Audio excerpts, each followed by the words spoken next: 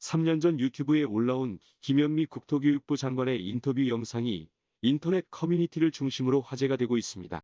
그 이유는 집값은 안정될 것이다. 집을 팔아야 한다. 청약은 쉬워질 것이다. 임대 등록을 해라라는 발언을 했던 것이 현재는 정반대의 결과를 낳았기 때문입니다.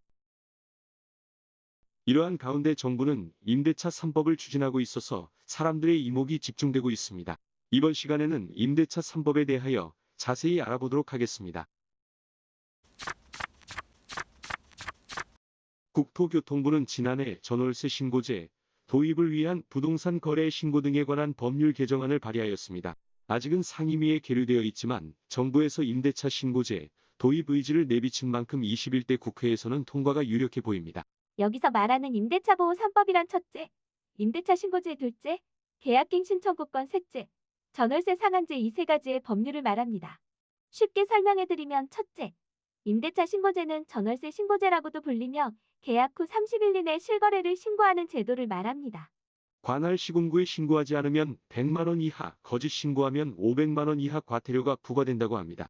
둘째, 계약갱신 청구권은 세입자가 추가로 임대차 계약 연장을 요구할 수 있는 권리를 이야기합니다. 개정안에서는 1회 추가 연장 요구가 유력해 보입니다. 셋째, 전월세 상한제는 임대료 증액 상한을 5%로 제한하는 제도를 말합니다. 임대차 3법에 대한 여론의 반응을 알아보도록 하겠습니다. 부동산 정책 그냥 아무것도 하지 마세요. 부탁드립니다. 만약에 전세금이 많이 올랐거나 주인이 나가라고 하면 대책이 없으니까 해요. 전세값이 오릅니다. 대비하세요. 이렇게 마구잡이로 부동산법이 바뀌는 것은 처음 봄. 여론의 반응은 다소 싸늘한 편입니다. 정부가 임대차 신고제를 도입하는 목적은 임대차 계약 현황이 실시간으로 집계되어 정부가 임대차 관련 정보를 확보할 수 있기 때문입니다. 그간 사각지대에 있던 주택의 임대 소득 과세도 가능해지고 부동산 중개업소의 거래도 투명해져 탈세가 사라질 것으로 기대하고 있습니다. 또한 주택임대차 계약 신고와 동시에 자동으로 확정일자가 부여돼 임차인의 별도의 확정일자를 받을 필요가 없다고 합니다. 또한 주인이 갑자기 나가라고 하거나 전세금을 크게 높이면 대책이 없었는데 이를 임대차 3법이 해결해 줄 것이라고 말하고 있습니다.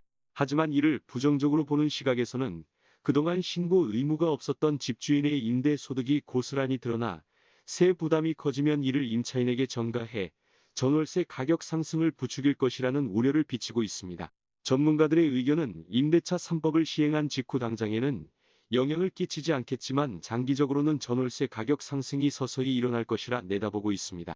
또한 임대차 보호 3법이 도입되면 제도 시행 전 집주인들이 한꺼번에 전세값을 올려 전세 대란이 벌어질 수도 있다는 우려의 목소리가 있습니다. 임대차 3법은 개정법 공포 후 1년 뒤부터 시행되게 됩니다. 자유주의 체계에서 국가가 전월세를 제한하는 것에 대해 반대하는 입장과 주거 안정화가 될 것이라는 찬성하는 입장이 공존하는 가운데 임대차 3법 시행으로 서민들의 삶이 어떻게 변화할지 궁금합니다. 이에 대한 여러분의 의견은 어떠한가요? 많은 댓글 부탁드립니다.